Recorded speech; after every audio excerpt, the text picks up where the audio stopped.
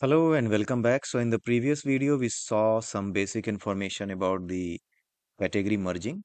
And in this video, we are going to see a sample code for the category merging. So this code is in Python, obviously. So I'm just copying it here and I will paste into my Jupyter notebook. So I hope you are also using the Jupyter notebook.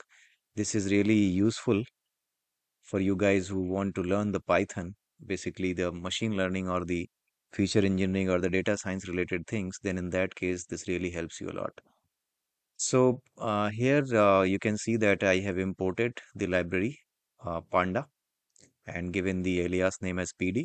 And then there is a sample data. This is the sample data for which we have discussed in the previous video. Like this is the product category where electronics, gadgets, appliances, mobile phone, laptop, television, they all have been taken. And here we are going to create a mapping for merging the categories. And after that, we will be merging and then we will be, showing it like how it has reduced the number of categories. Okay, so here mobile phones and laptops and televisions, all three we are going to map. So that's why I have created one map here. Basically, here you have created a dictionary. So mobile phones, electronics, laptop, electronics, and then television also under the electronics. So here we are going to map the category. So data frame, it has been loaded here. You are very much familiar with this data frame function call.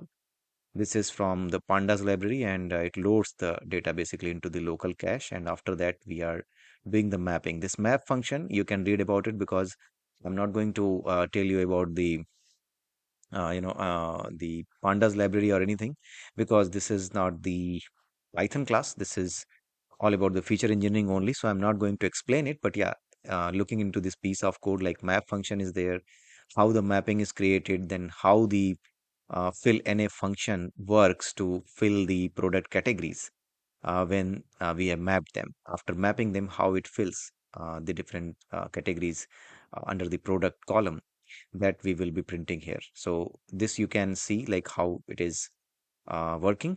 And the best technique is to just copy and paste this to any of the available large language models. Like most of the people might be using the WhatsApp. So in on the WhatsApp itself, you can send it and you can find out like what this particular piece of code is doing. Basically, you can simply copy and paste. If you want to learn each and every line of this code, then you can simply open your web.whatsapp.com. So here you can do, and I have already loaded it. So let me see.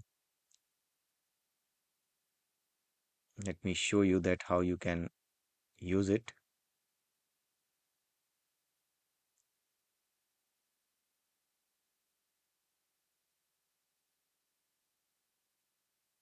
It is loading. So if you want to understand each and every line, then you can simply use it.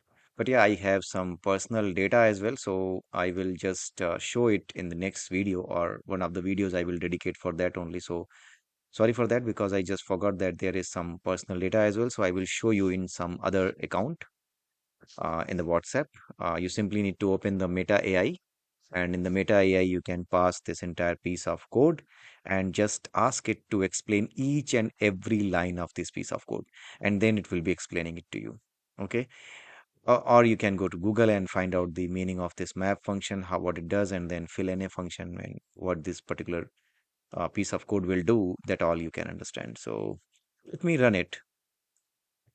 Here you go. So here you can see like product was electronics, gadgets, appliances, mobile phone, laptop, television, and now you can see electronics are electronics. Then mobile phone also categorized as electronics, whatever you did here. Then laptop also under electronics, and then television also under electronics.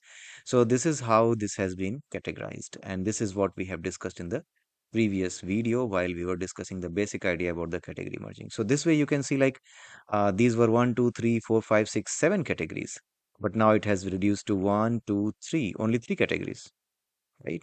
So this is really a useful way to handle with the categorical variables. So I hope you must have understood this. In the next video, we will meet soon again. Till then, have a nice day and bye.